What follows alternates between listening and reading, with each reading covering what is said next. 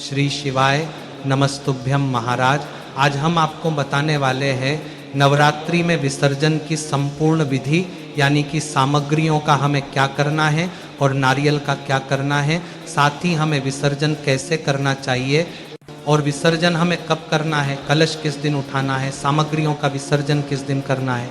ये सभी जानकारी मेरी सभी माताएं बहनें बड़े ही ध्यानपूर्वक सुनेगी और साथ ही हमें किन किन बातों का ध्यान रखना चाहिए, विसर्जन के समय किन गलतियों से बचना चाहिए, ये सभी जानकारी बहुत ही संक्षेप में जानेंगे।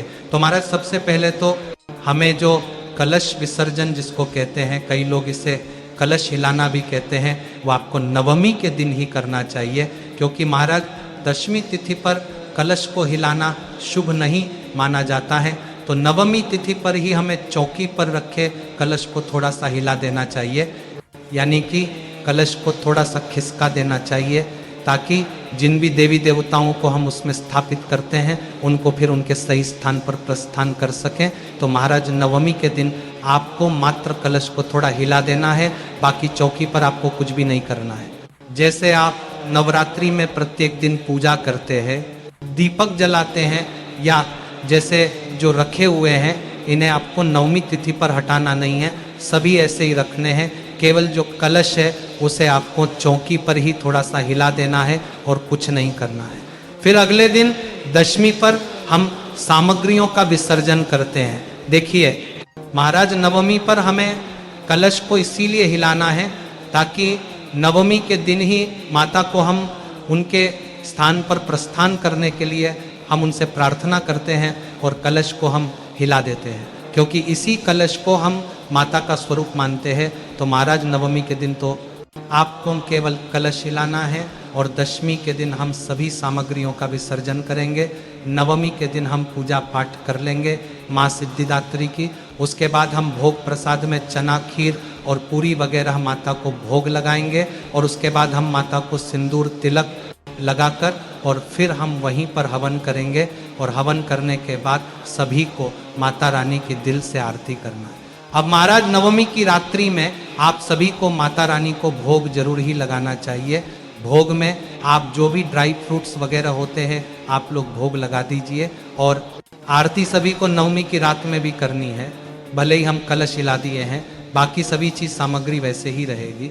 ज्वारे आप उठाकर अपने कानों में नवमी के दिन ही लगा सकते हैं और जल का जो छिड़काव है, जो कलश में जो जल है वो आप अपने पूरे घर में छिड़काव कर सकते हैं। और यदि कलश का जल बच जाता है तो इसे आप जाकर किसी पेड़ के पास या कहीं खाली स्थान पर समर्पित कर सकते हैं जहाँ किसी का पैर ना पड़े। अब महाराज कलश के ऊपर जो नारियल होता है उस नारियल को उठाकर आप लोग अपने माथे से लगाइएगा और अपने घर की महिला को आंचल में दे दीजिएगा। मान लीजिए महिला किसी कारणवश आपकी पत्नी है या जो भी पुरुष ही देते हैं, या पंडित जी अगर आप ब्राह्मण रखे हैं तो उनके हाथों से भी अपने आंचल में आप लोग नारियल ले लीजिएगा, या आपके घर में कन्या है तो उसके भी आंचल में फ्रॉक में आप लोग दे सकते हैं। ये नारियल लाल वस्त्र सहित आप लोग आंचल में दे सकते हैं। अब आप लोग चाहें तो इस नारियल को प्रसाद के रूप में बांट कर खा सकते हैं, या आप चाहें तो इस नारियल को जल में प्रवाहित कर सकते हैं। अब महाराज उसके बाद चौकी पर जो अष्टदल कमल चावल से बनाया जाता है, इसे अगर कोई ब्राह्मण है तो नियम है कि नारियल के साथ श्रृंगार की चीज़ें और जो भी दान दक्षिणा है, चावल है, ये सभी चीज़ें हम ब्राह्मण को वस्त्र के साथ दक्षिणा के साथ उनके घर में दे देते हैं। लेकिन मान लीजिए जिनको अपने आसपास ब्राह्मण देवता नहीं मिल पाते हैं तो अष्टदल कमल वाला चावल आप लोग पक्षियों को भी दे सकते हैं या आप गाय को भी दे सकते हैं। उसके बाद महाराज जो भी श्रृंगार की चीज़ें हैं जो आपने माता रानी को अर्पित की थी, इन्हें आप स्वयं ही इस्तेमाल कीजिएगा, या आप चाहें तो इन्हें किसी ब्राह्मण देवता की पत्नी को भी दान कर सकते हैं। देखिए मान लीजिए अगर ब्राह्मण नहीं मिलते हैं तो माता का आशीर्वाद समझकर आपको ही इन्हें उपयोग कर लेना है, या किसी बहन बेटी को भी हम लोग दे सकते हैं। आप महाराज ध्यान दीजिए, नवरात्रि में जो आप रोजाना दीपक लगाते हैं वह नवमी के दिन भी आपका जलना चाहिए। आप लोग दिया नहीं बुझाइएगा, जो अखंड दीपक है उसे आपको नवमी पर भी जलाना है तो नवमी के दिन भी दिया आपका अखंड दीपक प्रज्वलित रहना चाहिए। तेल वगैरह का ध्यान रखिएगा। और दशमी के दिन भी दिया कभी भी खुद से ना बुझाएं, क्योंकि दीपक में जितना तेल है वह जलकर बुझ जाएगा। महाराज ऐसा नहीं करना कि हम सभी सामग्री ले जा रहे हैं विसर्जित करने के लिए, तो दिया बुझा, कभी भी ऐसी गलती आपको नहीं करना चाहिए। अब यह सभी कार्य होने के बाद माता को सही स्थान पर विराजमान कर दीजिए। जो उनको चुनरी वगैरह आपने चढ़ाई हैं वो दोबारा भी फिर से हम पूजा में माता को इस्तेमाल कर सकते हैं। किसी देवी देवता को ओढ़ा सकते हैं, माता को ही ओढ़ा कर रख लीजिए। और आपने चौकी पर जो भी मूर्ति रखी है या फोटो प्रतिमा रखी है तो फिर उनके सही स्थान पर रख दीजिए। लेकिन महाराज नवमी के दिन कुछ नहीं करना है। नवमी के दिन केवल आपको कलश हिलाना है। बार बार आपको बताया जा रहा है। तो महाराज दशमी के दिन माता को उनके सही स्थान पर रख दीजिएगा जहाँ मंदिर है आपका, और बाकी चीज़ें आपको विसर्जित कर देना है। इसी के साथ चौकी पर जो लाल पीला वस्त्र वगैरह आप लोग बिछाए हैं वो भी पुनः किसी भी पूजा में इस्तेमाल कर सकते हैं। इसे आपको कहीं भी विसर्जित नहीं करना है। अब महाराज कई लोग चौकी पर 9 ग्रह भी सुपारी के रूप में स्थापित करते हैं। तो 9 सुपारी है, उसको क्या करेंगे?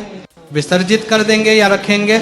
तो ध्यान दीजिए, सुपारी कभी भी अशुद्ध नहीं होती हैं, तो आप इसे भी पुनः उपयोग कर सकते हैं। अब मिट्टी के जो कलश वगैरह है वो जैसे दोबारा हम इस्तेमाल नहीं करते, अशुद्ध माना जाता है। तो आप लोग अगर लोटा रखे हैं तब तो कोई दिक्कत ही नहीं है। मान वो लीजिए, अगर इस जगह पे आप लोग कलश रखे हैं तो कलश मिट्टी का, तो उसको आप लोग 1 साल तक कलश को घर में रखना चाहिए। कुछ लोग उसी दिन जल में प्रवाहित कर देते हैं, तो महाराज उस दिन कलश का विसर्जन नहीं करना चाहिए। आप 1 साल तक उसमें गमला लगाकर या आप लोग अनाज वगैरह भरकर अपने घर में रख सकते हैं या उसमें पानी भर के पी सकते हैं। ये सभी कार्य आप कर सकते हैं। इसके बाद जो जनेऊ है इसे भी आप लोग पुनः उपयोग कर सकते हैं। साथ ही आम के पत्ते या फूल पत्ती हैं, या आप कहीं गड्ढा खोदकर या कहीं ऐसे झाड़ी में रखिएगा जहाँ किसी का पैर ना पड़े। ऐसा नहीं कि किसी भी पेड़ के नीचे रख के आ गए, कहीं कुछ रख के आ गए, ऐसा आपको नहीं करना है।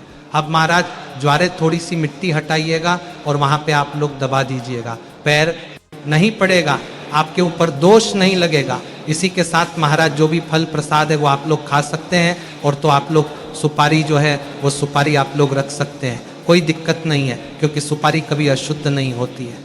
फिर से किसी पूजा पाठ में आप लोग इस्तेमाल कीजिएगा, वो कलश की सुपारी हो या नवग्रह वाली सुपारी हो, आप लोग दोबारा से इस्तेमाल कर सकते हैं। इसी के साथ महाराज दशमी के दिन जो पारण करेंगे, नियम तो है दशमी के दिन ही करना चाहिए। जो लोग 9 दिनों का व्रत रखे हैं तो 2 अक्टूबर को आप लोग विसर्जित कीजिएगा। तो आप लोग सभी सामग्री पहले विसर्जित कर दीजिएगा, स्नान ध्यान करके पूजा पाठ कर लीजिएगा और विसर्जित करके माता को पहले भोग लगा दीजिएगा। उस दिन भी खीर पूरी ही बनाया जाता है, वही भोग लगाते हैं। और नवमी वाला कुछ प्रसाद वगैरह अपने लिए आप लोग रख लीजिएगा। और पारण के समय कुछ ना कुछ पहले आप लोग दान कर दीजिएगा। पैसा हो गया, अनाज हो गया, वस्त्र हो गया। इतने दिन का आपने कठिन व्रत रखा था और आप लोग दान करके और माता को भोग लगाकर वह प्रसाद भी हो जाएगा। और अष्टमी या नवमी में से कुछ ना कुछ मिठाई, फल, हलवा, पूरी कुछ रख लीजिए मुख में डालकर सबसे पहले, और तब आप लोग माता को प्रणाम करके और वही ग्रहण कीजिएगा। तो महाराज ये थी नवरात्रि में विसर्जन की संपूर्ण विधि। यदि आपको ये जानकारी पसंद आई हो तो वीडियो को लाइक और चैनल को सब्सक्राइब जरूर करें। श्री शिवाय नमस्तुभ्यम।